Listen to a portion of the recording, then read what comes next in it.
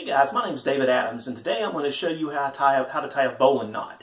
Now, I've been involved in scouting a part of my life. I was a scout as a youth. I've been an adult leader for 6 or 7 years. The knot that I'm going to show you today, the bowline, is actually, I could probably almost tie this thing in my sleep. Now, some of you may be familiar with it. A bowline is actually a knot that creates a loop that they use in rescues sometimes. Sometimes people call it a rescue knot or a hacker's knot. But what it does is it creates the loop so that you can actually, in typically use, you can put it around somebody if they fall off a cliff and pull them back up. Now what you need is a piece of rope, just something you can comfortably work with. If you don't have one, definitely pause the video right now and go get one. But the trick to the bowline knot, and some of you may actually be familiar as we talk it through today, it's the knot that you'll hear people talk about, the rabbit in the hole and going around the tree. Now, what that really is kind of talking you through how to do it. It's kind of a mnemonic or kind of a perspective on how you tie the knot. Now, I will have a close-up during the video for a couple of minutes for some of there's more technical parts to it. But what you basically do is you got 2 ends of rope. Now, in my right hand on your left is the end of the rope. And that's the end where I'm going to tie the knot. And the other end is largely cut into the middle. And this part of the rope would go up to the rescuer who's going to come up. So basically, I've got a loop that would basically go around me if I were to hook it around me in a good size. Now, what you're going to do is basically take the 2 ends of the rope. This is in my right hand. This is my left hand. I know it looks backwards on you. That's just from the video perspective.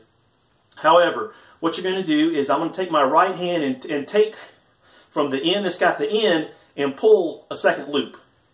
And this loop, and I'm going to do with my right hand a clockwise turn. Again, I'm going to have a close-up and show you kind of this while we're working it through. But what you do is this hole is actually, when you hear the story about the rabbit in the hole, this is where it comes from. Because this is the rabbit in my right hand and the hole in my left. Now, the rope that goes around to the end that's in my right hand, we can call that the ground. The rope that's going to go up to the rescuer, we'll call that the tree.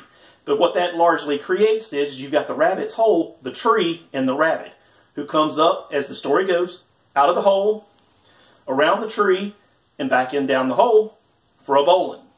Now, I'm going to undo this, and we'll do it a little bit slower and talk through yet again. However, but I've got in my right hand the end of the rope, my left hand the rope that goes up to the rescuer, and I'm going to tie this knot for myself. So I pull the loop and a clockwise turn. Now, I'll do it here. I'm using my right hand and going clockwise from my perspective. Clockwise turn, create the ground, create the hole. I've got the rabbit, the tree goes to the rescuer. Rabbit comes up through the hole, goes around the tree, and then back down the hole again in a bowline. Now we're going to do this one more time, just right quickly, and then and what you want to do is you want to follow along as I'm running it through. So I've got the end, I've got the loop, just going to go around myself, pull the extra loop, clockwise turn, rabbit up through the hole, rabbit around the tree, and rabbit back down through the hole. And the rope slipped out of my hand, but I can still do it. And there we have a bowline. That's what it looks like. With this on myself, I might have made it a little bit small, but I can get it on myself. And essentially, the one thing, if you ever do this and you're getting rescued, put some kind of padding beneath here, because this will actually be a little bit tight as it's pulling on you. It's not tightening up, as you can tell. The knot's not going to tighten up, but it will actually be a rope that's pulling against your skin. You'll get bruised up doing this, but that does beat being stuck down on the bottom of on the ledge. Well, listen, guys, I appreciate you checking out the video today. Please check back again. I'll have other knot videos that you can listen to and watch. But subscribe at the end, as those other videos get added.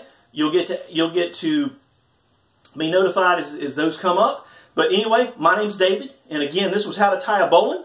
And I'll check with you next time.